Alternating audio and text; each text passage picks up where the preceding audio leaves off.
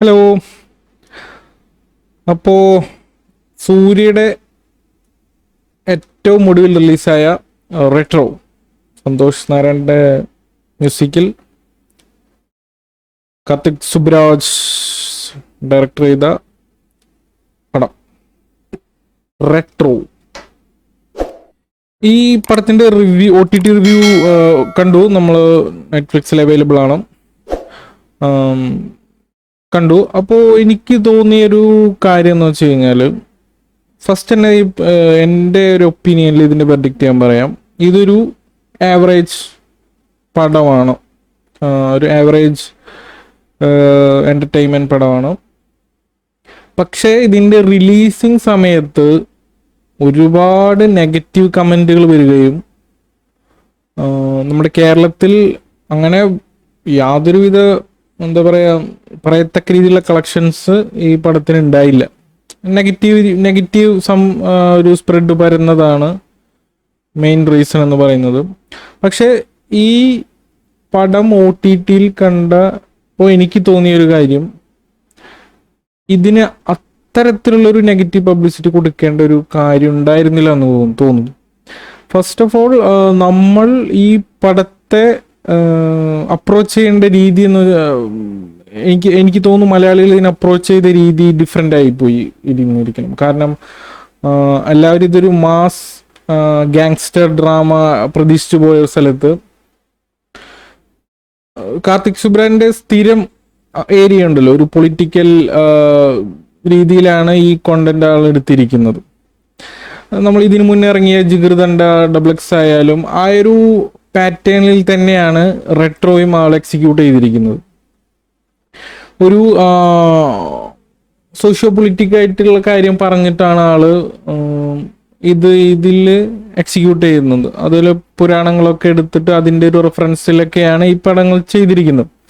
അപ്പോൾ കാർത്തിക് സുബ്രാജിൻ്റെ ഒരു പടം എന്ന് പറഞ്ഞു കഴിഞ്ഞാൽ എല്ലാവർക്കും അറിയാം, അത് ജസ്റ്റ് ഒരു ആക്ഷൻ മൂവി മാത്രമായിരിക്കില്ല.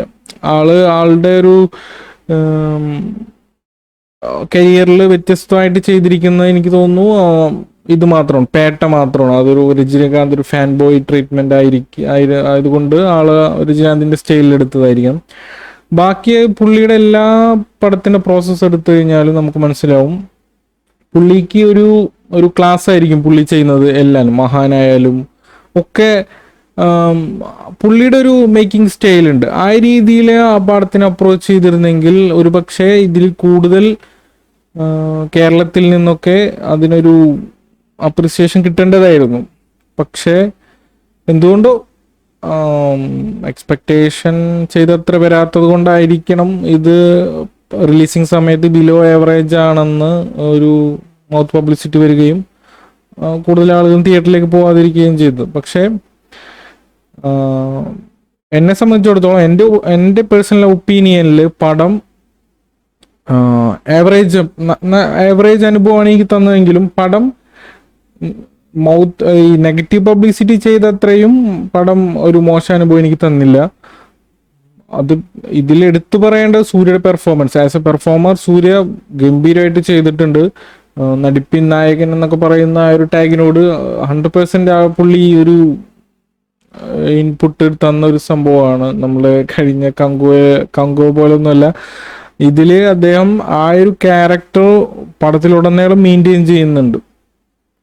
ലാസ്റ്റൊക്കെ ആകുമ്പോൾ ക്യാരക്ടറിന് ഒരു ഡീവിയേഷൻ വരുന്നുണ്ടെങ്കിലും പുള്ളിയുടെ ആ തുടക്കത്തിലുള്ള എല്ലാ ഇതുണ്ടല്ലോ, എല്ലാ ആ ഒരു മാനറിസം പിടിച്ചിട്ട് പുള്ളി ചെയ്യുന്നുണ്ട് കാര്യങ്ങളും. അപ്പോൾ ഇതിലെല്ലാവരും നല്ല പെർഫോമൻസ്, ക്യാരക്ടറിനനുസരിച്ച് പെർഫോമൻസ് ഉണ്ട്. ജോജു ആയാലും പൂജ ഹെഡ്ജൊക്കെ ഇതിൽ ഒരു ക്ലാസ് പെർഫോമൻസ് ആണ്. ബാക്കിയുള്ള ഒരു മാസ് മസാല മൂവികളിൽ നിന്ന് അഭിനയിക്കുന്ന പോലെയല്ല പൂജ ഹെഡ്ജയെ കാർത്തിക് സുബ്രാജ് ഇതിൽ ട്രീറ്റ് ചെയ്തിരിക്കുന്നത്. പിന്നെ ജോജി ജോർജ് ആയാലും നല്ലൊരു ക്യാരക്ടറാണ്, പവർഫുൾ ക്യാരക്ടറാണ്. പിന്നെ പ്രകാശ് രാജ്, അങ്ങനെ ഈ പെർഫോമൻസ് കൊണ്ട് എല്ലാവരും നല്ല രീതിയിൽ ഇതിനെ ഈ കഥയിൽ സഹകരിച്ചിട്ടുണ്ട്. എനിക്ക് തോന്നുന്നു കൂടുതലും ആൾക്കാർക്ക് സെക്കൻഡ് ഹാഫിലെ പല പ്രഡിക്റ്റബിൾ ആയിട്ടുള്ള മൊമെന്റ്സും അതുപോലെ തന്നെ സെക്കൻഡ് ഹാഫിലെ കുറച്ച് ലാഗ് എന്ന് പറയാൻ പറ്റില്ല. ആ കഥ അങ്ങനെയാണ്.